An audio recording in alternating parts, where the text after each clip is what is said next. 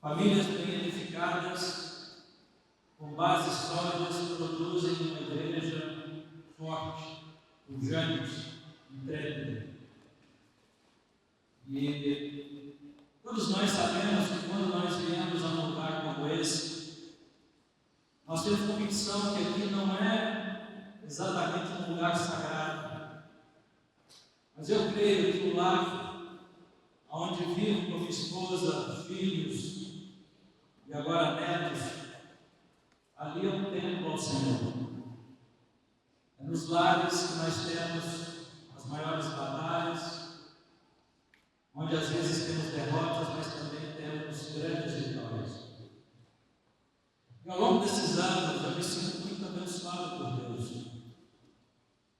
Eu espero que seja assim com você também. Sou muito grato a Deus pela minha salvação. Enquanto nós cantávamos hoje, confesso aos irmãos, o coração se quebrou muito, porque Deus me amou de forma de um eterno pecador e Deus me resgatou. E a minha oração foi que Deus não me deixe perder o coração do meu ovelha.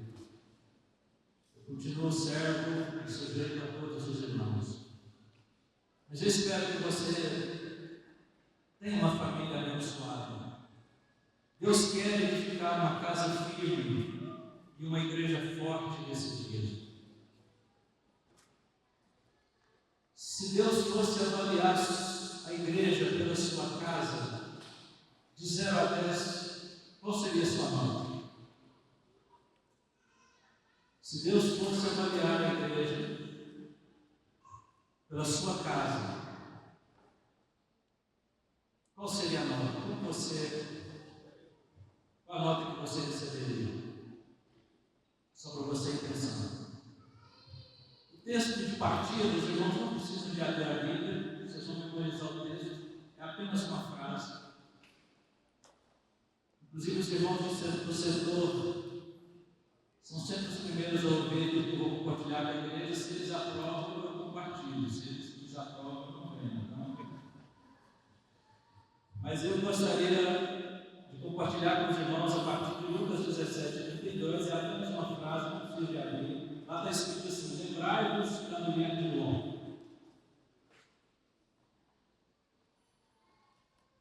Então, esse é o sermão. Jesus aqui nesse texto, irmão, de Lucas 17, quando ele, no verso 32, diz para lembrar da mulher de Ló, ele está falando dos sinais do fim. É um contexto escatológico, ele está falando de sinais do fim, fazendo advertências, está falando da vinda do reino, desde o verso 25, do verso 20 ao 37. Então, no verso 32, ele diz aos discípulos: lembrai-vos da mulher de Ló. Então, lembrar dessa mulher. Jesus não dá mais nenhum detalhe. Eu considero que é muito importante. E eu não quero me concentrar apenas na vida dessa mulher, mas quero fixar os olhos nesta família, na família de Ló. Que Deus nos permite tirar daqui algumas lições, para que nós tenhamos a nossa casa bem edificada sobre a rocha. Uma casa que resista a todo tipo de pressão, a toda a guerra cultural dos nossos dias, a todas as heresias, aos falsos mestres com seus falsos ensinos, a essa enxurrada avassaladora que tem rondado a igreja e rondado as nossas vidas nesse tempo. Mas essa casa edificada sobre a rocha, ela vai permanecer de pé porque ela está firmada em Deus. Isto, irmãos, é construído. Ter uma casa edificada sobre a rocha é algo que você pode construir ao longo da sua vida. Eu queria só dar um contexto aos irmãos. Essa mulher vivia com seu esposo Ló, suas 2 filhas em Sodoma, uma cidade dominada pelo pecado, mas num nível tão grande que Deus decide exercer juízo, destruir as 2 cidades, tanto Sodoma e Gomorra, como seus moradores. E no dia daquele juízo, anjos de Deus disseram àquela mulher e aos seus familiares: saiam daqui rapidamente, não olhem para trás. E o coração desta mulher estava preso naquele lugar. Havia tantas coisas que, de forma inexplicável, ela amava ali, que mesmo sendo livrada por Deus de um terrível juízo, ela olha para trás e ela é destruída, transformada em uma estátua de sal. Curiosamente, até os dias de hoje, essa região de Sodoma e Gomorra permanece em nossa vida. É uma terra sem vida, composta de areia, sal e apenas um pouco de terra. Um solo inferno até os dias de hoje. Ló, seu marido era um homem justo. Talvez você possa duvidar disso por causa do fim trágico que essa família tem. Mas Pedro, na sua segunda carta, no capítulo 2, verso 7, ele disse que Ló era um homem justo, que vivia afligido pelo procedimento libertino daqueles insubordinados. A Bíblia diz que ele atormentava sua alma justa por causa do mau comportamento daqueles moradores de Sodoma. E às vezes eu me pergunto se não nos falta nos nossos dias um pouco de aflição de alma, de nos atormentarmos um pouco, tendo em vista os pecados dos nossos dias e da nossa geração. Não sei o quanto de aflição você ainda tem ao ver a calamidade dos nossos dias, a corrupção moral do nosso tempo. Ló era sobrinho de Abraão e ele era sócio também. Andavam juntos. A fé de Ló possivelmente veio de Abraão. Ele era um sobrinho querido, porque mesmo Abraão recebendo da parte de Deus a instrução de que deveria deixar sua parentela, Abraão não obedece por completo e ele leva consigo o sobrinho Ló. E ele carrega esse sobrinho. Eu gosto de pensar que possivelmente Abraão foi o mentor e discipulador de Ló. Abraão andou com Deus. Abraão andou com Ló até o dia em que seus pastores brigaram e o tio e o sobrinho tiveram que se separar por causa de negócios. Aliás, eu também gosto de pensar na atitude de Abraão na hora que romperam na sociedade. Não tem esperteza, não tem golpe, mas o coração de Abraão é assim. A briga foi porque os pastores foram por causa de gado. E Abraão, na hora de desfazer a sociedade, ele diz assim: escolhe você. Se você vai para a direita, eu vou para a esquerda. Se você for para a esquerda, eu vou para a direita. Tenha você a primazia da escolha. Eu gosto desse coração. E Ló escolhe. Já eu quero falar dessa escolha, porque pensa numa escolha ruim. E às vezes, irmãos, eu me assusto com algumas escolhas que alguns homens de Deus, que alguns discípulos fazem nos nossos dias. A escolha de Ló foi terrível, porque ele escolheu as campinas verdes do Jordão e ele foi armando as suas tendas até chegar em Sodoma. É alguém que vai se aproximando do pecado gradativamente. Sua esposa, que não tinha um coração em Deus, ficou tão presa com a alma em Sodoma que morreu por causa deste apego. As filhas de Ló, depois da destruição das cidades, embebedaram seu pai para ter relações sexuais com ele, a fim de deixar uma descendência. Um incesto na casa de um homem justo. E desse incesto veio 2 filhos que foram pais de 3 povos, moabitas e amonitas, que foram, na maior parte do tempo, inimigos de Israel. Quando eu leio essa história, eu me pergunto o que é que deu errado. Por que deu errado? Eu fico pensando que essa família deveria ser abençoada, tanto ela quanto a sua descendência. Mas o que restou dessa família foi lamento e maldição. Será que Deus não se importava com essa família? É claro que Deus se importava. tanto que foi misericordioso. Por causa das preces de Abraão, ele enviou anjos à casa de Ló para livrá-los da destruição. Quando eu olho para essa intervenção de Deus, eu creio, irmãos, que Deus quer salvar toda a nossa família também nos nossos dias. Mas apesar dessa tamanha misericórdia de Deus sobre esta família, ela se perdeu.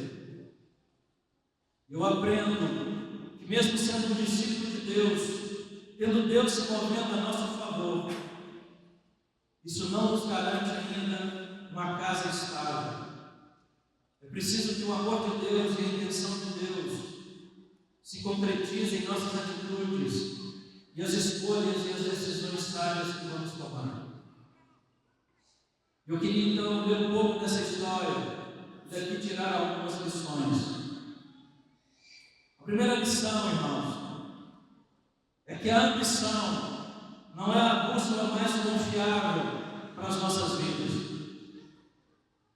Eu queria ler com os irmãos Gênesis capítulo 13, do verso de 10 a 13. Gênesis capítulo 13, de 10 a 13. Diz assim: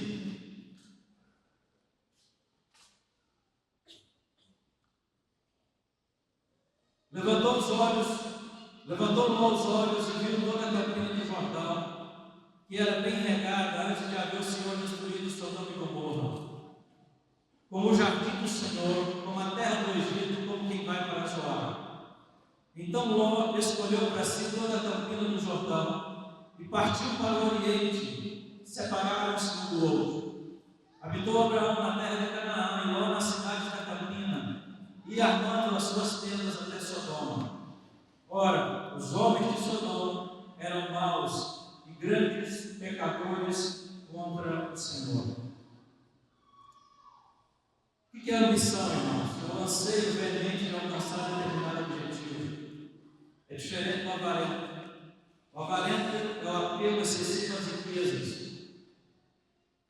E é interessante, irmãos, que Ló, andando aqui com Abraão, o pai da fé, e de repente, por causa dos negócios, porque os empregados de ambos brigaram, e como eram parentes próximos, Abraão chamou Ló e Deus: não podemos andar juntos, escolha você para onde você vai, e eu vou para o lado oposto.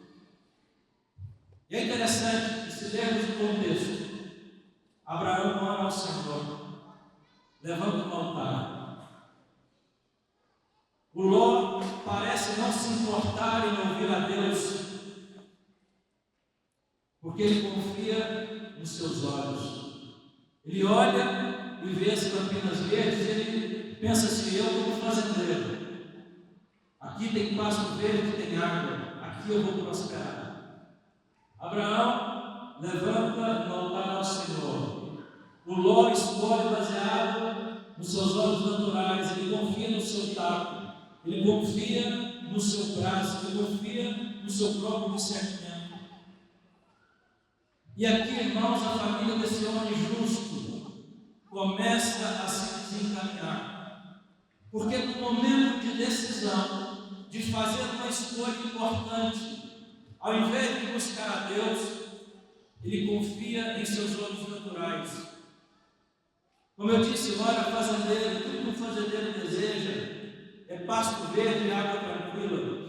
E ele levanta os olhos e vê uma planície fértil, verde. E certamente ele pensa: eu vou prosperar aqui. E baseado talvez em ambição, talvez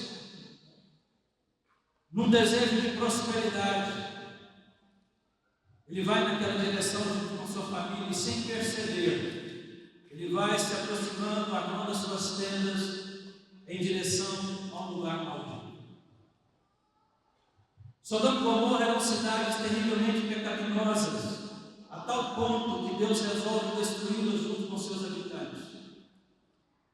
O que me parece, irmãos, é que Ló é um homem movido por coisa fácil, talvez por facilidades.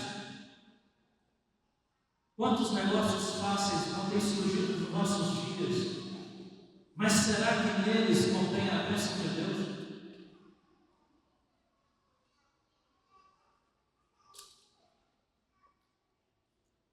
Não há nada de errado em que sonhemos ou tenhamos algum projeto que nos leve a prosperar.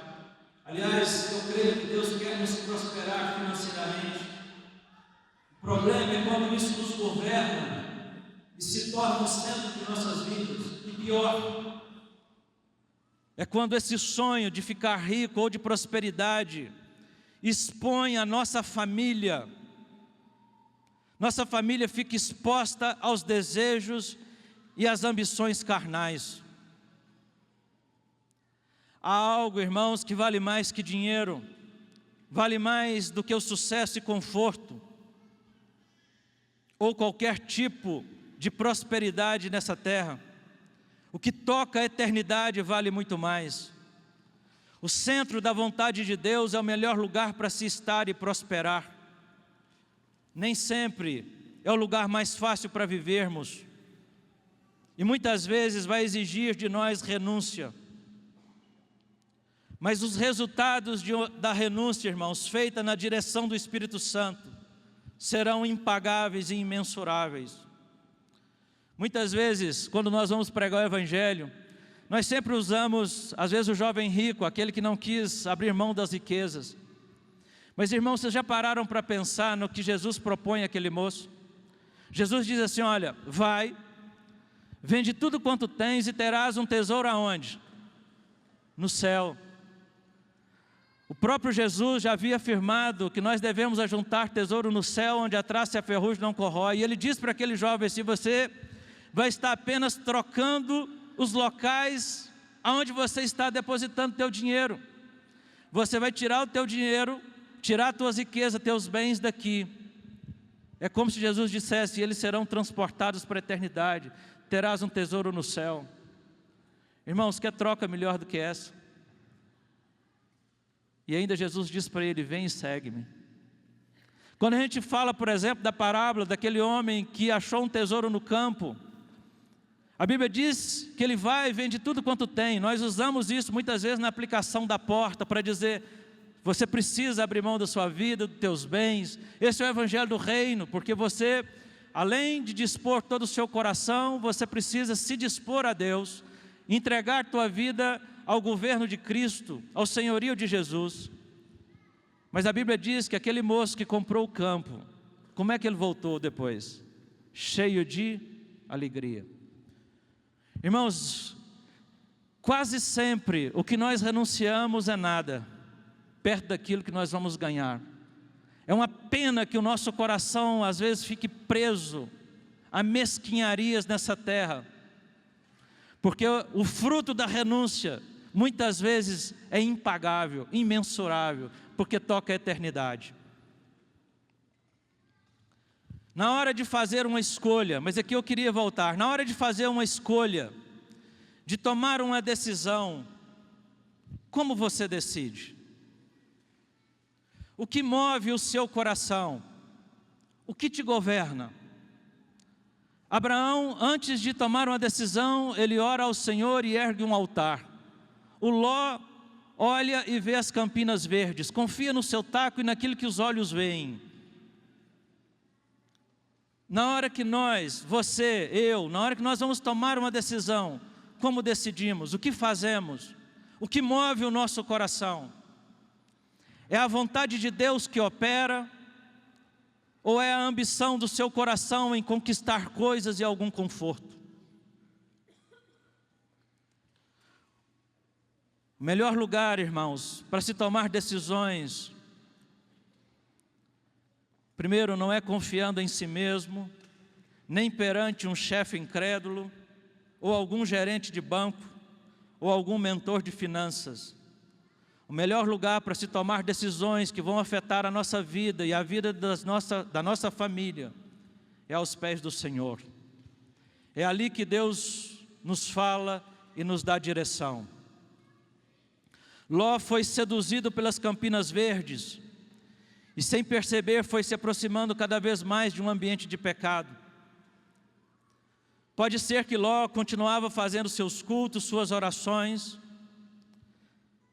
mas de maneira sutil, por causa das perspectivas materiais. Satanás vai atraindo aquele homem para uma cidade e um lugar terrível. Com o pecado também às vezes é assim. Às vezes começa com alguma omissão, alguma negligência, mas vai armando as tendas, vai sendo permissivo, deixa-se de obedecer a palavra de Deus, deixa de praticar a obediência, e muitas vezes o pecado entra. Nós fomos chamados para viver uma vida de submissão. Não significa que isso às vezes, que ao renunciar você fique com menos, às vezes sim. Mas o que vem como resultado de uma renúncia não tem preço nessa terra. Por isso, irmãos, na hora de tomar uma decisão que vai afetar a sua família, a ambição não é a bússola mais confiável. Curiosamente, é nesta área das finanças que o próprio Senhor Jesus foi tentado por Satanás. Eu não sei como, mas a Bíblia diz que Jesus foi levado até o alto do pináculo, e ali Satanás mostra para ele todas as glórias e as riquezas deste mundo e faz uma proposta: eu te darei tudo isso se prostrado me adorares. É interessante que Jesus devolveu a palavra dizendo: somente diante do Senhor prostrarás e só a Ele prestarás culto. Jesus dominaria o mundo não pelo poder da carne ou do dinheiro, mas pelo poder da cruz. Quando você for tomar uma decisão, faça uma escolha. Questione-se o que está influenciando o seu coração. Pois a Bíblia diz que há caminhos que ao homem parecem ser bom, mas o seu fim não é o melhor. Provérbios 14, 12. Há caminho que ao homem parece direito, mas ao cabo dá em caminhos de morte. Amados, não vale a pena andar segundo o nosso coração. A Bíblia diz: não te estribes no teu próprio entendimento, Provérbios 3:5. Confia em Deus, e não apenas naquilo que lhe parece favorável ou mais fácil, ou no seu próprio entendimento. Aliás, sobre essa matéria, há uma pergunta que Jesus faz, que eu penso que deveria trazer à nossa alma algum incômodo. Ele diz assim: que aproveitará o homem ganhar o mundo inteiro e perder a sua alma? Ou o que dará o homem em troca da sua alma? Queria dizer aos jovens nessa manhã, aqueles que estão sonhando com uma carreira, com algum sucesso, cuidado, não deixe que isto vire o centro.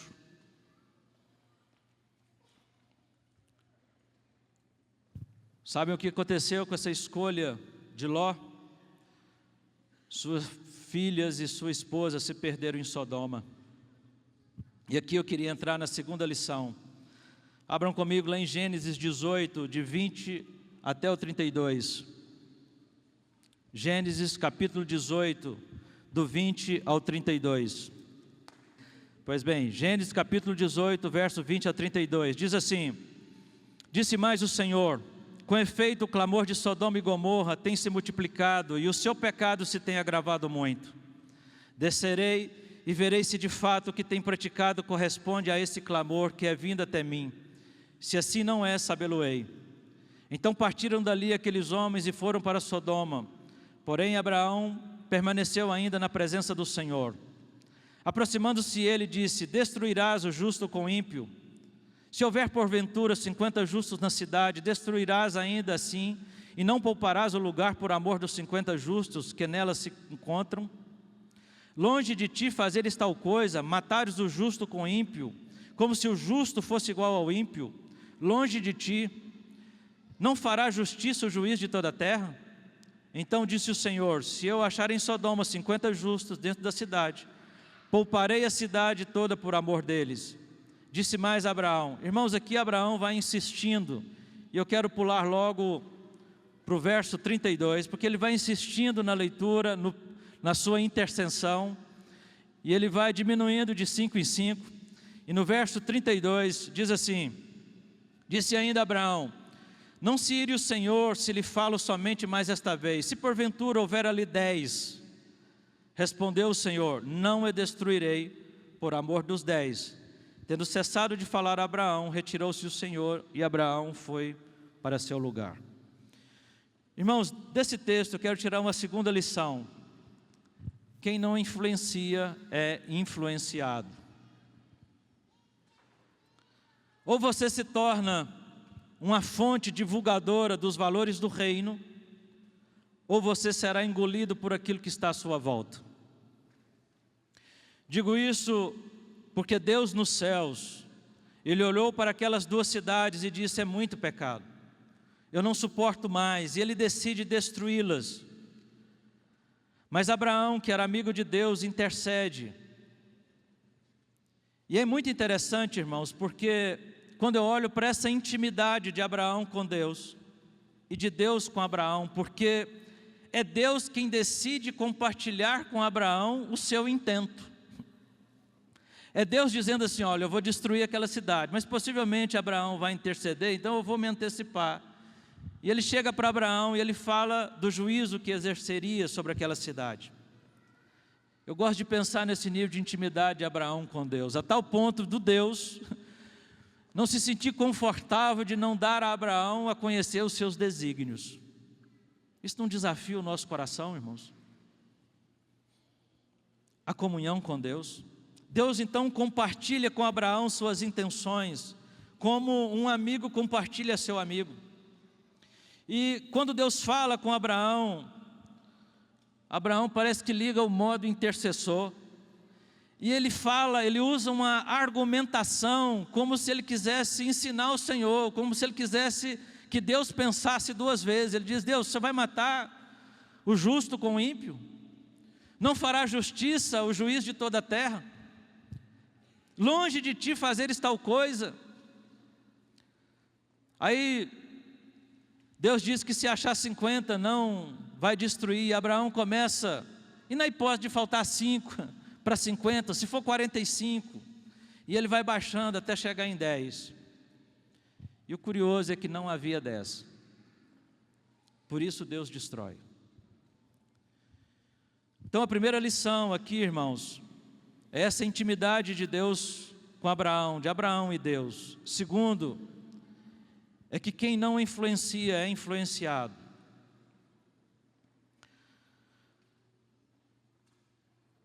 Eu vejo essa passagem, irmãos, eu aprendo uma lição sobre essa intercessão de Abraão. É que se crentes verdadeiros, se discípulos verdadeiros intercederem, nossa nação pode ser livrada. Eu não sei se você para de pensar nisso, para pensar sobre isso. Nossa nação, ela está numa rota de maldição e de juízo. O Brasil tem pecado grandemente contra Deus. Nossas autoridades têm ofendido grandemente ao Senhor. Há decisões e leis erradas em todas as áreas. Se nós percebermos bem, há um texto de Miqueias, no capítulo 3, verso 11, eu só vou ler, os irmãos que estão anotando a nota, mas a Bíblia diz assim lá: os seus cabeças dão sentenças por suborno. Ou seja, lá nos dias de Miqueias, o judiciário estava contaminado. Parece familiar nos nossos dias? O texto lá diz assim: os seus sacerdotes ensinam por interesse, e os seus profetas adivinham por dinheiro. Isso não nos parece bem familiar com aquilo que é a igreja nos nossos dias? Aliás, Miqueias, no capítulo 7, verso 3, vai dizer assim: olha, as suas mãos estão sobre o mal e o fazem diligentemente. O príncipe exige condenação e o juiz aceita suborno. O grande fala dos maus desejos de sua alma. Assim todos eles juntamente urdem a trama. Pode ser que Deus não nos visite com juízo, se houver um bom número de cristãos orando por essa nação. E eu quero crer que há uma grande quantidade de irmãos que aqui estão servindo ao Senhor, que estão clamando por misericórdia enquanto prego o Evangelho. Voltando para o texto, não havia 10 justos naquela cidade. Se houvesse, Deus não destruiria. Significa que Ló e sua família, vivendo ali, não influenciaram ninguém com sua fé. Não havia mais ninguém convertido naquela cidade, nem seus futuros genros. Daí vem a lição tirada: quem não influencia é influenciado. Se você não cumpre o seu papel de estabelecer o reino de Deus onde você está plantado, se você não faz da sua casa um lugar onde se manifestam os sinais do céu, provavelmente o mal que está aí fora vai entrar.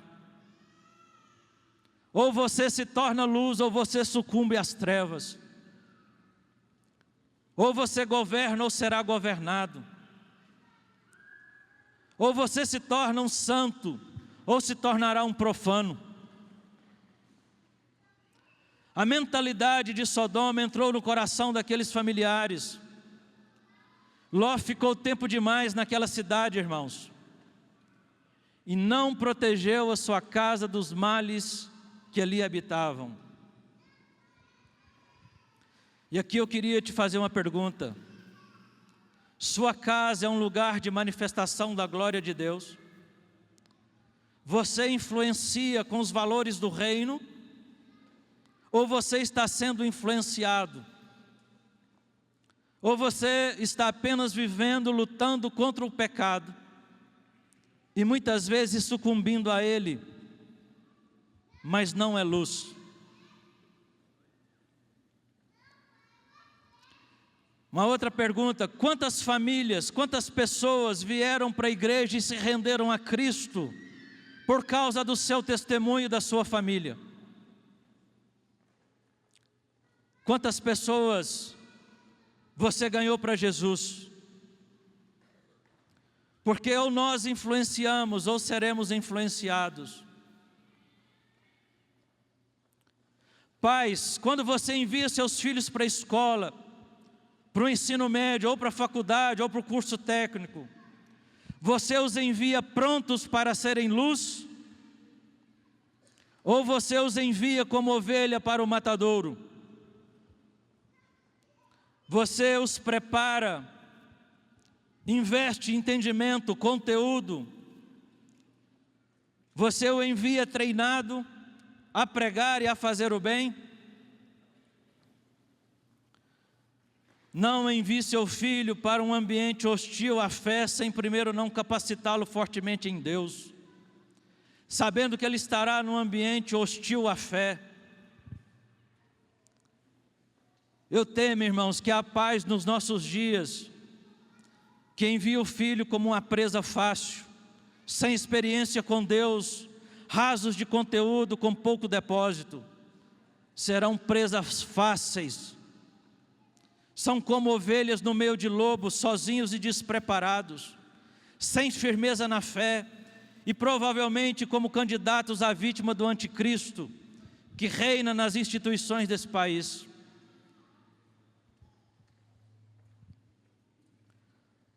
Mateus 5,13, Jesus vai dizer que os discípulos são sal da terra. Precisamos salgar. Se perdemos esse poder de temperar, de salgar, o texto diz que seremos pisados, massacrados. Quantos filhos dessa igreja não foram massacrados e pisados? Uma irmã recentemente, numa região, levantou uma lista de 55 jovens que não caminham mais conosco, que se sucumbiram ao ambiente de trevas. Pais que perderam seus filhos, e alguns desistiram do serviço por causa da dor do coração, se sentiram desqualificados. Jesus, depois no mesmo texto de Mateus 5, ele vai repetir o mesmo princípio e ensino, nos comparando à luz. Ele diz: a luz não se coloca embaixo da cama, mas se coloca num lugar alto, no velador, a fim de iluminar. Nós, pais, devemos preparar os nossos filhos, e nós mesmos nos prepararmos, sermos equipados com a palavra de Deus. Devemos dar a nossos filhos todo o conselho de Deus, para que não sejam engolidos pelo mundo. Antes, sejam eles sal e luz e influenciem outros a seguirem Jesus. Digo aos jovens: não fiquem escondidos, ou nossa luz brilha nas trevas, ou as trevas irão nos engolir. Vamos ser pisados pelos homens. Quem não influencia é influenciado. Que Deus faça de nossa família, da sua família, uma família influenciadora, que propaga o reino de Deus e que vive o reino em todos os lugares, amém? Pois bem, terceira lição, Gênesis 19, verso 1 a 8. Família não é moeda de troca. Essa é a terceira lição. Gênesis 19, verso 1 a 8.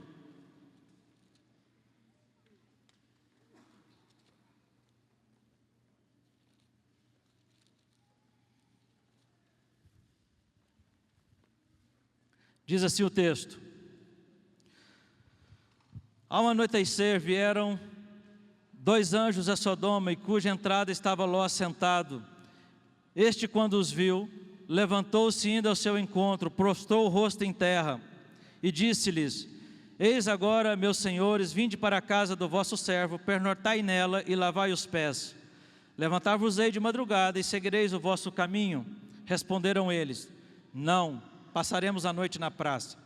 Instou-lhes muito, e entraram na casa dele, deu-lhes um banquete, fez assar uns pães asmos, e eles comeram. Mas antes que se deitasse, os homens daquela cidade cercaram a casa, os homens de Sodoma, tanto os moços como os velhos, sim, todo o povo, todos os lados. Chamaram por Ló e lhe disse: onde estão os homens que à noitinha entraram na tua casa? Traze-os para fora, para que abusemos deles. Saiu-lhes então Ló, e a porta fechou após si. E lhes disse: rogo-vos, meus irmãos, que não façais maus. Tenho 2 filhas virgens, eu vos-las trarei, tratai-as como vos parecer, porém nada façais a estes homens, porquanto se acham sob a proteção de meu teto. Deus resolve destruir a cidade, mas por misericórdia de Ló, intercessão de Abraão, ele envia 2 anjos para tirar Ló e a família. Os anjos vão em forma humana, pois comem com Ló. Agora é interessante que mesmo na forma humana, Ló os reconhecem como divino, como seres celestiais, pois Ló os vê e os reverencia, e faz questão que eles entrem em sua casa. Queria só lembrar aos irmãos que o anjo do Senhor acampa ao redor dos que o temem e os livra, amém? Salmo 34, 7. Os anjos são espíritos ministradores, enviados para serviço a favor dos que hão de herdar a salvação. Hebreus 1, 4. Se o Zé estivesse aqui, ele ia falar que eu tenho um punhado de anjos da guarda. Então, eu confio que tem muitos anjos por aí. Pois bem, agora os anjos estão hospedados na casa de Ló. E os pervertidos daquela cidade, aquele povo tomado de imoralidade, cercam a casa de Ló para abusar sexualmente daqueles visitantes. Há alguns textos na Bíblia que às vezes nos constrangem, né? Vejam o nível de pecado de Sodoma nesse tempo. Por isso Deus queria destruí-los. Agora eu não sei se nós olharmos para os nossos dias, para esse tempo, ao andarmos nas ruas, nas festas dessa nação, desse país, dessa cidade, nas redes sociais, na TV, se está diferente do que nós lemos aqui. O fato é que ao ser cercado pela perversão daqueles homens, Ló sai para negociar. E o que ele propõe, irmãos, para mim assim, é um absurdo. Pensa num homem sem noção. Porque ele diz: ao invés de vocês abusarem destes visitantes, eu tenho aqui 2 filhas virgens, eu entrego elas para vocês, e vocês podem fazer com elas o que bem entenderem. Irmãos, talvez aqui Ló estivesse pensando que estava honrando a Deus, e que anjo é mais sagrado que filho. Eu só consigo pensar que, no seu equívoco, ele estava pensando que anjo é mais sagrado que filho. Agora pensa, irmãos, anjo é quem livra, anjo é quem protege. Nossos filhos precisam de proteção e de guarda, anjos não. Nossa responsabilidade é com o cônjuge e com os filhos. São estes que temos que defender e lutar por eles até o fim. Ló, como homem de Deus, como pai de família, tinha que se colocar à porta e defender a sua família, e morrer se necessário. Agora, não defender anjos, porque anjos não precisam de quem os defenda. São eles que nos defendem. Aliás, foram os anjos que defenderam a casa de Ló. Irmãos, um anjo matou 185 mil soldados. Anjos não precisam de defesa, minha família sim. Agora, o que eu aprendo aqui é que minha família não está à venda. Não é moeda de troca, não é barganha, nem mesmo se for por ministério. A gente estava numa cidade, e um pai de família com lágrimas nos olhos disse assim: olha, eu perdi os meus filhos, porque eu quis agradar meu discipulador. Ao invés de eu estar com meus filhos, jogar bola com meus filhos, meu discipulador marcava e dizia assim para mim: eu preciso que você venha estar comigo, e eu queria ver se você estava com disposição de renunciar à sua família. Que loucura, irmãos. A gente renuncia à família mesmo se for por causa de Jesus. É isso que nós aprendemos, que Jesus vem primeiro. Por isso que eu disse que família precede ministério, precede nosso serviço. Foi a intervenção dos anjos que trouxe livramento para aquelas meninas, para que elas não fossem abusadas, porque os anjos cegaram aqueles homens e eles não conseguiram achar a porta. Mas o que eu quero dizer é que família não é negociável, não é elemento de barganha. Aliás, às vezes é comum achar alguns filhos revoltados porque os pais foram ausentes em casa. São acusados de servirem aos de fora e não servirem aos de dentro. É claro que há um pouco de vitimismo nisso também, nem sempre isso é verdade. Mas há também aqueles que transformaram a família em idolatria. Alguém usou uma expressão esses dias comigo, familiolatria. Há alguns homens que estão trabalhando tanto para trazer conforto, que se ausentam de casa por tempo demais. O meu ministério começa em casa. Minha esposa e filhos são meus primeiros discípulos. Minha esposa, irmãos, é uma carne comigo. Marido e mulher entram num nível de aliança que não se iguala a nenhum outro relacionamento terreno. Ló pensava que aqueles visitantes, por estarem debaixo do seu teto, deveriam ter sua guarda, mas suas filhas, mais do que anjos, precisavam ser protegidas por ele. Agora, quando a gente lê isso, a gente se assusta e pensa assim: Ló enlouqueceu, Ló não estava no seu juízo. Além de não defender as filhas, faz uma troca. Agora eu queria te perguntar algo. Talvez você não esteja oferecendo a sua família como barganha, mas você já parou para pensar que possivelmente está oferecendo o mundo à sua família? Quantos pais aqui não entregaram um smartphone ou não colocaram os filhos em frente à TV e a um computador e os abandonaram ali. Há pais que não só entregaram precocemente um celular ao filho com internet livre, como respeitam a privacidade dos filhos adolescentes. O filho adolescente passa horas no celular, sozinho no quarto, dorme com o celular e os pais acham normal. Se você é um pai que respeita a privacidade do seu filho adolescente, me desculpe, mas você não está distante daquilo que Ló propôs. Você está dizendo: mundo, faça com meus filhos aquilo que bem lhes parecer. Há pais entre nós refém do desejo insaciável do filho por jogos e entretenimento.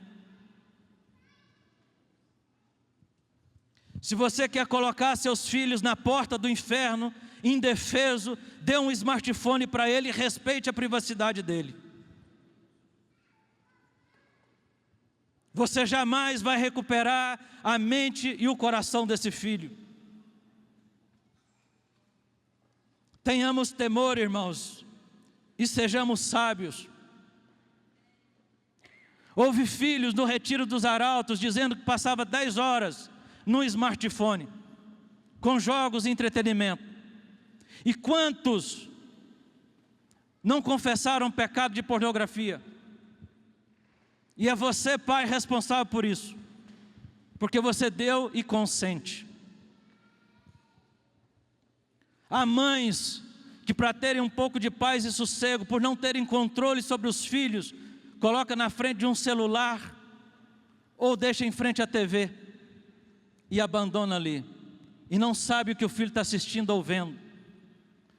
É hora, irmãos, dos pais serem firmes com os filhos. Quantos pais, às vezes, por não terem domínio sobre os filhos, dão um celular para que ele fique entretido ali? Isso é um erro, irmãos. Nossos filhos precisam de comando e de regras. Precisam de autoridade. O celular, o entretenimento do nosso tempo só agita ainda mais as crianças. E uma criança agitada, ela se agita cada vez mais. E se você não dar a ela aquilo que ela deseja, se não colocar na mão dela o celular, ela se agita ainda mais. Esses dias uma mãe disse assim para mim: não, minha filha, ela tem hiperativismo, ela é muito agitada. Eu disse: fala com ela para ficar quieta, só isso. Fica quieta, sossega. Não tem que ficar alimentando o hiperativismo dos filhos, fica quieto. Foi assim conosco, irmãos, porque como os pais estamos errando agora na criação dos filhos. Dê ordens aos seus filhos, dê instrução, dê amor, dê carinho, dê atenção, mas não fique alimentando a agitação dos filhos. Quantos pais às vezes não trazem brinquedo para os encontros gerais, com um filho de 5, 6 anos, que mesmo que ele não compreenda tudo, mas os próprios pais estão distraindo os filhos para que eles não participem dos encontros. Eu acho isso uma loucura, uma incoerência. Quantos homens de Deus não foram chamados aos 5, 6 anos de idade, irmãos?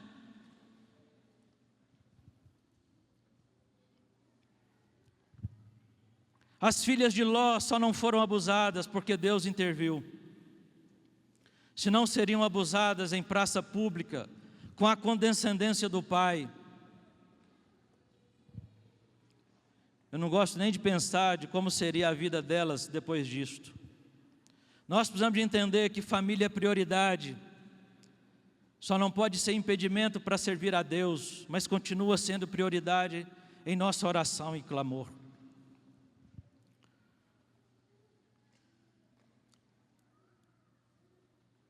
Primeiro Timóteo 5,8 diz: ora, se alguém não tem cuidado dos seus, especialmente dos da própria casa, tem negado a fé e é pior do que o descrente. Agora, queria te chamar a atenção sobre o cuidado aqui, porque cuidar aqui não é prover alimento e sustento apenas. Cuidar aqui é perceber de antemão, é prever prover, ter consideração por cuidar de algo. Nós precisamos ser pais com discernimento para prever os males dos nossos dias, para prover livramento de antemão. Como defender a minha família hoje? Quais as medidas, quais ações eu preciso ter hoje para guardar e proteger minha família? Quais são os ajustes que você, pai, mãe, precisa fazer na instrução da sua casa hoje? Quais novos começos você precisa fazer?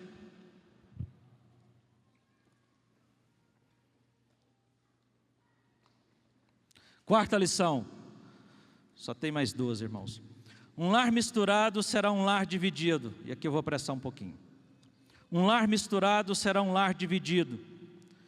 Gênesis 19, 12 a 15. Então disseram os homens a Ló: tens aqui alguém mais dos teus? Genro, e teus filhos e tuas filhas, todos quantos tens na cidade, faze-os sair deste lugar. Pois vamos destruir este lugar, porque o seu clamor se tem aumentado, chegado até a presença do Senhor, e o Senhor nos enviou a destruí-lo. Então saiu Ló e falou a seus genros, aos que estavam para casar com as suas filhas, e disse: levantai-vos, saí deste lugar, porque o Senhor há de destruir a cidade. Acharam, porém, que ele gracejava com eles. Ao amanhecer apertavam os anjos com Ló, dizendo: levanta-te, toma tua mulher e tuas filhas, que aqui se encontram, para que não pereças no castigo da cidade.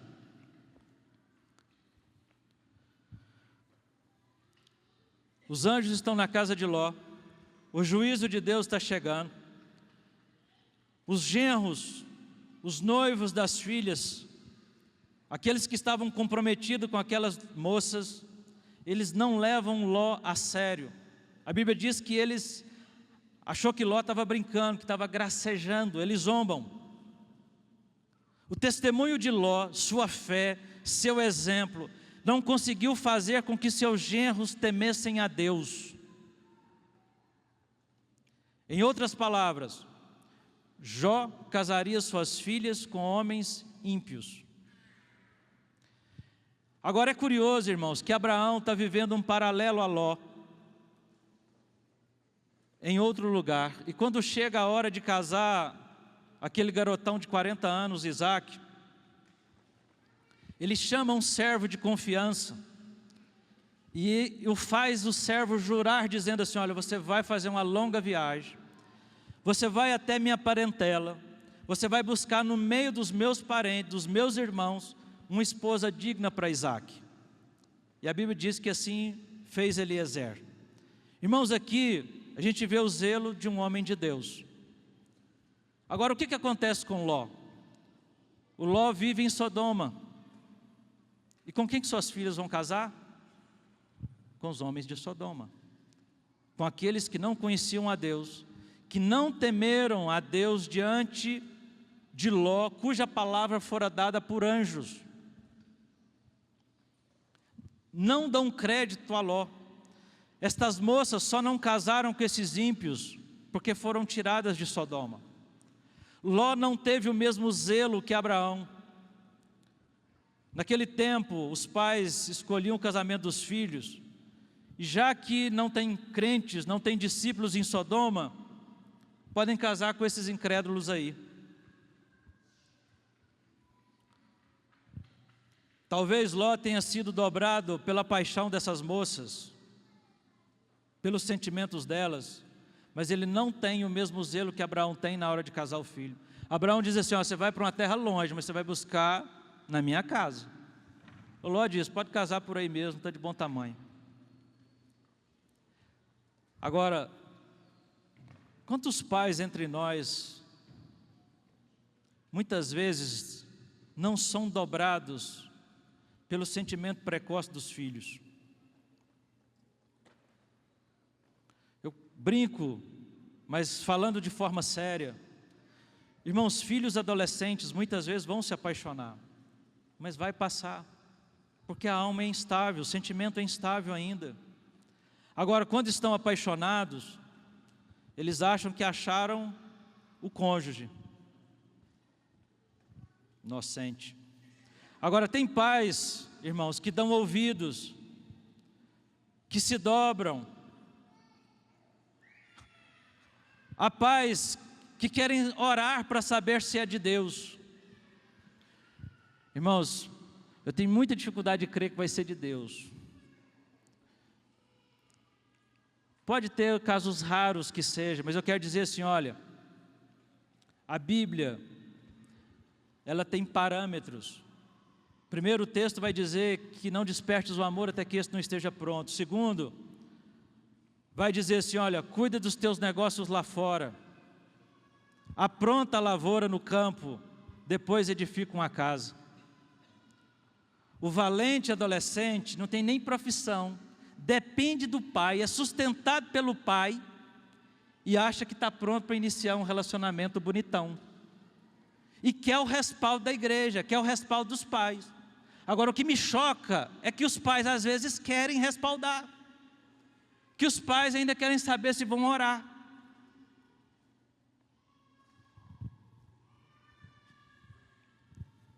Deixa o valente definir a profissão dele, cuidar da lavoura no campo, depois ele edifica uma casa. E só para encerrar esse assunto de que um lar misturado será um lar dividido, 2 Coríntios capítulo 6, versos 14 e 15. Abram aí rapidamente. 2 Coríntios capítulo 6, versos 14 e 15 diz assim: não vos ponhais em jugo desigual com os incrédulos. O que é isso? É estar desigualmente unido, comunhão com alguém que não é teu semelhante. Porquanto que sociedade? Sociedade aqui é participação, comunhão, confraternidade. Que sociedade pode haver entre a justiça e a iniquidade? Ou que comunhão da luz com as trevas? Que harmonia? Harmonia aqui é acordo, concordância entre Cristo e o maligno. Ou que união? União aqui é porção, cota, parte. Que união do crente com o incrédulo?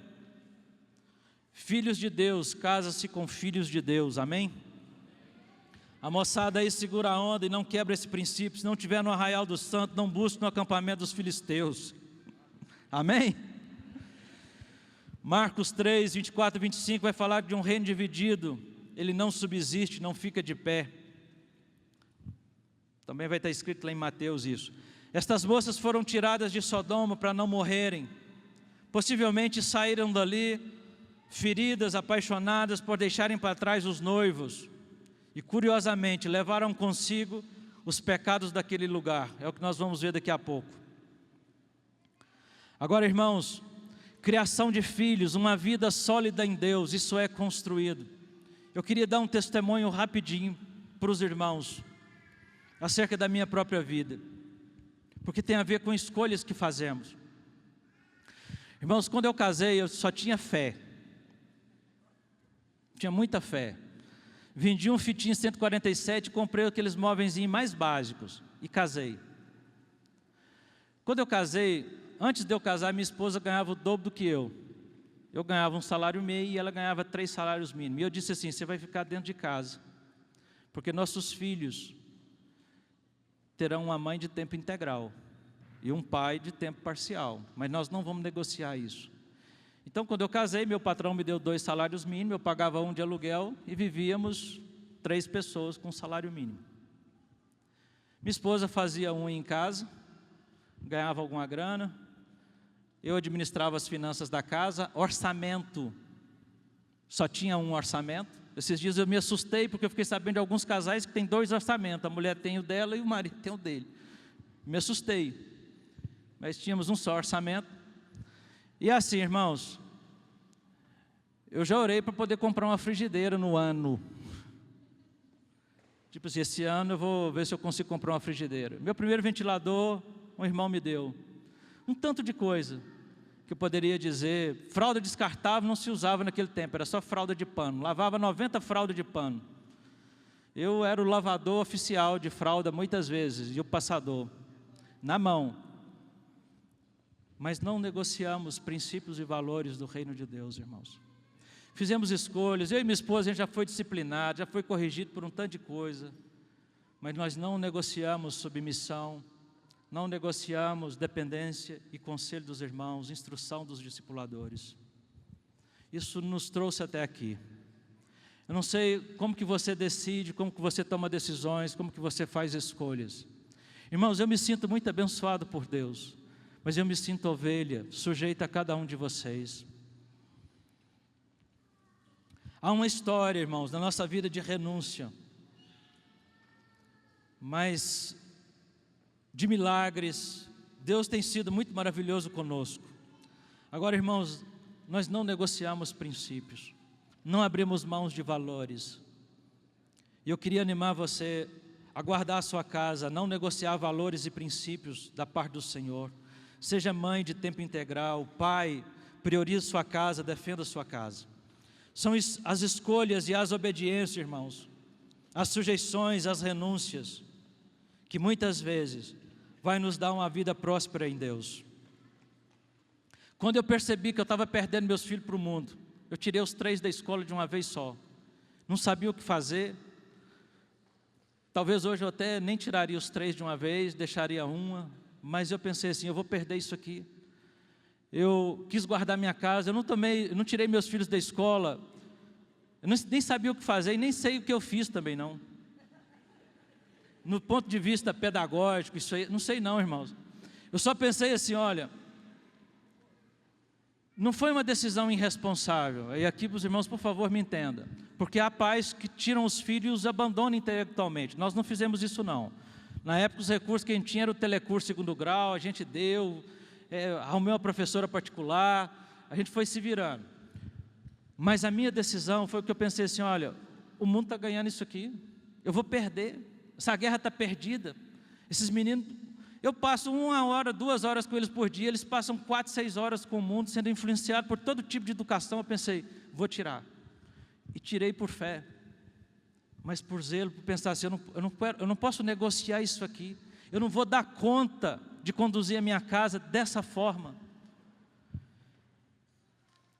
E por favor, não tire seu filho sem antes não se aconselhar bastante. Mas o que eu estou dizendo é assim, frente aos perigos do mundo, eu quero preservar a fé que foi plantada. Porque quantos filhos não tiveram fé aos 7, 8, 10 anos, 12 anos de idade, mas depois o mundo foi, roubou e tirou o brilho dos olhos, tirou a paixão do coração. Eu vi isso, eu vejo isso.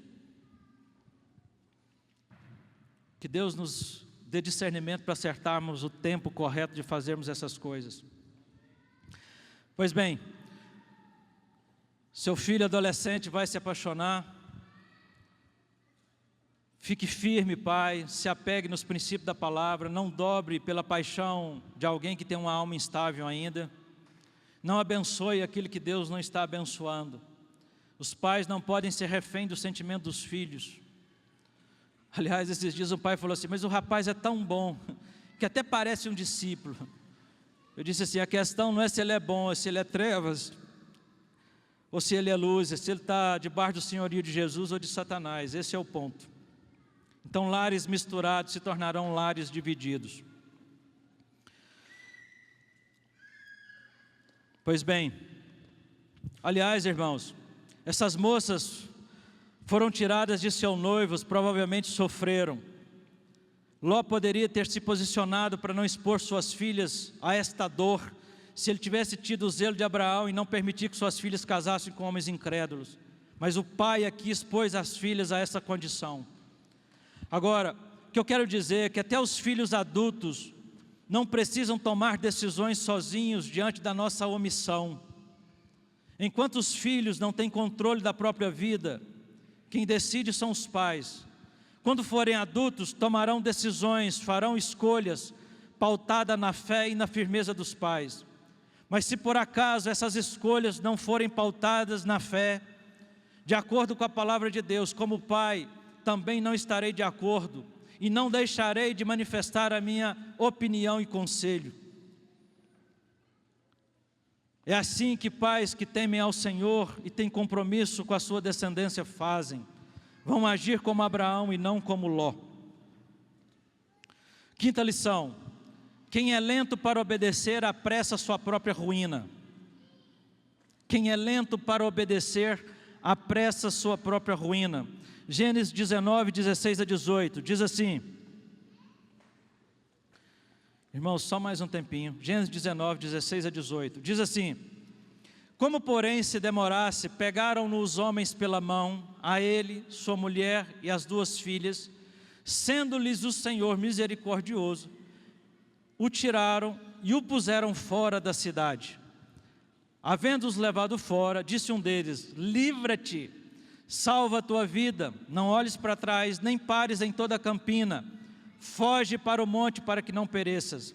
Respondeu-lhes Ló: assim não, Senhor meu. Eis que teu servo achou mercê diante de ti, engrandeceste a tua misericórdia que me mostraste, salvando minha vida. Não posso escapar no monte, pois receio que o mal me apanhe e eu morra. Irmãos, o juízo de Deus está vindo, e o Ló demora para levantar. Ele tem que ser puxado pela mão, ele, a esposa e as filhas. Os anjos literalmente os arrastam para fora e diz assim: gente, corre. Ló foi para Sodoma por conta própria, e agora está na hora de sair para não sofrer o juízo de Deus. Porém estão lentos, morosos, estão negociando, parecem amar demais aquele lugar, e é necessário que os anjos insistam, puxem pela mão. Agora, por que não olhar para trás, irmãos? Porque olhar para trás é denunciar saudade, apego, coração preso, arraigado. Jesus diz que ninguém que tendo posto a mão no arado olha para trás é apto para entrar no reino de Deus. Lucas 9, 62. Olhar para trás denuncia saudade e apego, coração preso, contribui para o desvio. A mulher de Ló, cujo coração parece ter se apegado a Sodoma, olhou para trás e morreu. Mesmo arrancada de lá, o coração ficou, foi lenta para obedecer. Ló também é lento para obedecer. Queria terminar dizendo aqui que Deus, se Deus está falando, apressa-te em obedecer. Tardar a obediência é apressar-se para a ruína. Ló, afligido pelos pecados daquela cidade, podia ter saído dali muito antes da sua mulher e filha se apegarem aos costumes e aos pecados daquela cidade. Ficou tempo demais ali. Por isso, tardar para obedecer é apressar a própria ruína. Se Deus está te falando hoje, você tem concertos para fazer, faça hoje. Não tarde. Por último, uma casa será refém da cultura que admite. Irmãos, há uma guerra cultural nos nossos dias. No Brasil, nós temos a cultura do malandro, do nada a ver, do deixa a vida me levar. Quando eu preguei lá no setor, eu falei assim: nós temos a cultura do Zé Carioca. Aí só os mais de 40 que sabem quem era o Zé Carioca, aí, mas ninguém sabia, né? Então, Zé Carioca era um papagaio malandro do Rio de Janeiro, era revistinha de gibi. Pronto, já falei já. Mas ele era do nada a ver, do não fazer nada, do preguiçoso, daquele que quer levar vantagem. Nós lutamos nos nossos dias, irmãos, com relativização de valores, com a corrupção acelerada. Me assusta que até a língua portuguesa querem destruir com a linguagem neutra. Isso é a amostra do mundo atual. Esses dias eu estava ouvindo o Vanjo e ele falou algo, ele disse assim: olha, uma irmã entre nós, uma ginecologista obstetra, ela foi chamada para participar de um parto, e lá estava uma pessoa de barba dando à luz. Era uma trans, uma mulher cheia de hormônio masculino, a ponto de ter barba. E a irmã teria que fazer o parto de uma pessoa de aparência masculina. Isso são amostras do nosso mundo atual. A consciência, será que a nossa consciência não está tentada a se acostumar com isso? Como reagimos a isso? Isso não nos agride, não se indigna, não se sente náuseas muitas vezes? Tem sido constrangedor ir ao shopping ou à praia e ver duplas de homens e duplas de mulheres. E por favor, não chame isso de casal. Casal é macho e fêmea. 2 machos e 2 fêmeas é dupla. Você fica de boa com isso? Não se ofende mais? Há algo entre nós, irmãos, e aqui eu queria tocar nisso. Alguns lugares, se você vai numa clínica veterinária, você não é dono de cachorro, você é tutor de pet. Agora, o que está por trás disso? Aliás, uma irmã saiu extremamente insatisfeita comigo no último encontro, quando eu falei sobre isso. O que está por trás, irmãos, é que você está humanizando bichos e animalizando as pessoas. Gente chamando bicho de filho. Isso é mundo. Pessoas hoje têm mais compaixão de um vira-lata do que de um mendigo de rua. A alma do século 21 se sensibiliza mais com um bicho do que com seu semelhante. Isso não é normal. O justo trata bem seus animais, mas chama de animal, não de filho ou de pet. Gasta-se dinheiro com cachorro, mas não abençoa o próximo. Isso está errado, irmãos. Que Deus nos ajude a sustentar o testemunho. O mundo caminha para a plena paganização. A humanização de animais e a animalização das pessoas tem como objetivo principal desmerecer o ser humano como imagem e semelhança de Deus. Isso é um assinte de Satanás.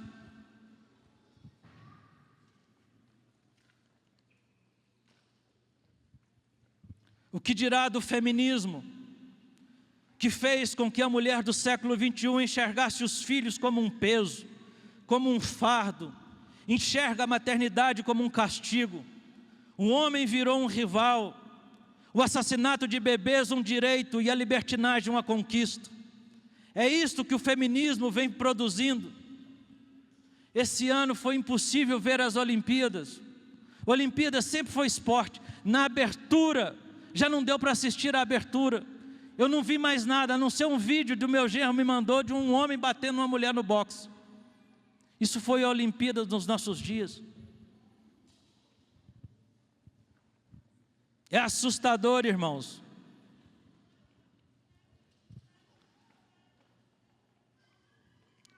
Há pessoas filmando suicídios e postando, banalizando a morte, banalizando o pecado.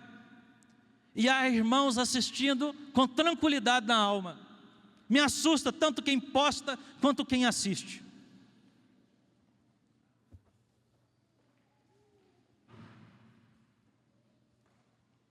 Em nossos dias, a justiça é posta de lado e o direito é afastado. A verdade anda tropeçando no tribunal e a honestidade não consegue chegar até lá. A verdade desapareceu e os que procuram ser honestos são perseguidos. Não sou eu que estou dizendo isso, mas Isaías capítulo 59, verso 14 e 15. Anota esse texto. Isso é uma amostra dos nossos dias. O direito vem sendo solapado e o mal é legitimado e aplaudido. Quem fala a verdade é perseguido. Esses dias saiu uma matéria do STJ de Uberlândia.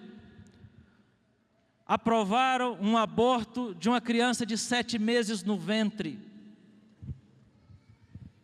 É o Estado matando em nome da lei.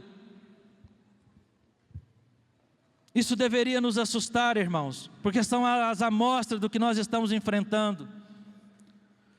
Por isso não dá para fecharmos os olhos e não cercarmos de cuidado nossa família e prepararmos os nossos filhos para a presente realidade. Ainda digo mais, o comunismo e o socialismo que vem sendo implantado no Brasil é a filosofia do fracasso, é a pregação da inveja, é a crença na ignorância. O que nós vemos nesses regimes é o totalitarismo, é a distribuição igualitária da miséria em todas as áreas e em todos os setores.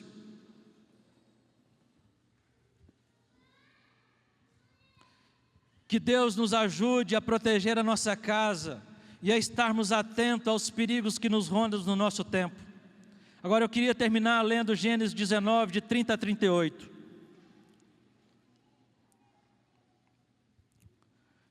Gênesis 19, de 30 a 38, diz assim: Subiu Ló de Zoar e habitou no monte, ele e suas filhas, porque receavam permanecer em Zoar. E habitou numa caverna e com ele as 2 filhas.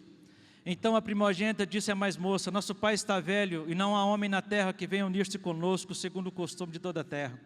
Vem, façamo-lo beber vinho, deitemo-nos com ele e conservemos a descendência de nosso pai. Naquela noite, pois, deram a beber vinho a seu pai, e entrando a primogênita, deitou-se com ele, sem que o notasse, nem quando se deitou, nem quando se levantou. E no dia seguinte, disse a primogênita a mais nova: Deitei-me ontem à noite com meu pai, demos-lhe de beber vinho também esta noite, entra e deita-te com ele, para que preservemos a descendência de nosso pai. De novo, pois, deram aquela noite a beber vinho a seu pai, e entrando a mais nova, se deitou com ele, sem que ele o notasse, nem quando ela se deitou, nem quando se levantou. E assim, as 2 filhas de Ló conceberam do próprio pai. A primogênita deu um filho e lhe chamou Moabe, é o pai dos moabitas até o dia de hoje. E a mais nova também deu à luz a um filho e lhe chamou de Ben-Ami, e é o pai dos filhos de Amon até o dia de hoje. De onde vem essa ideia de concederem do próprio pai? Essas moças aqui já tinham visto isso antes em Sodoma. Possivelmente os incestos, o homossexualismo, elas cresceram nesse ambiente. Elas estavam agora fora de Sodoma, mas a mentalidade da cidade estava dentro delas.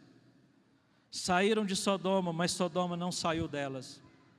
Elas estão preocupadas, têm boa intenção, querem deixar uma descendência, mas a forma e o método são completamente ofensivos a Deus. Porque essas moças não buscaram a Deus para deixar descendentes. Logo lá atrás, quando foi tomar uma decisão de se separar do tio, não orou ao Senhor. Na hora dessas moças terem filhos aqui, elas também não buscam a Deus e não oram ao Senhor. Estão seguindo os passos do pai e os passos de Sodoma. Para o mundo, irmãos, o fim justifica os meios. O mundo diz: eu preciso alcançar meus objetivos, eu preciso ser feliz, então para isso vale tudo. Casa, descasa, manipula, coloca a carreira como objetivo principal, o ser bem-sucedido. E o pessoal de Sodoma aplaude: você merece.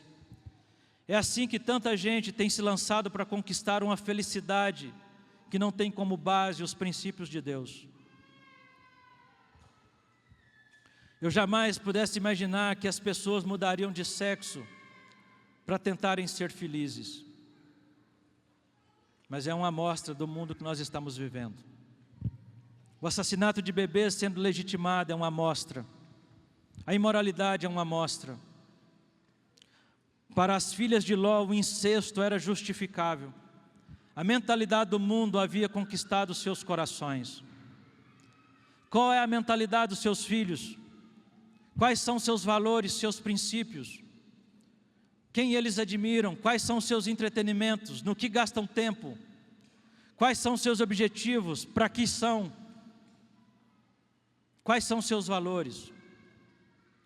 Lembrando que a cultura que você admite acabará governando sua casa. Nós precisamos, irmãos, estar preparados e equipados para enfrentar os pressupostos de Sodoma com as verdades do reino de Deus. Romanos 12, 2 diz: rogo-vos, aqui é um apelo, convoco, solicito, Rogo-vos, pois, irmãos, pelas misericórdias de Deus, que apresenteis o vosso corpo por sacrifício vivo, santo e agradável a Deus, que é o vosso culto racional.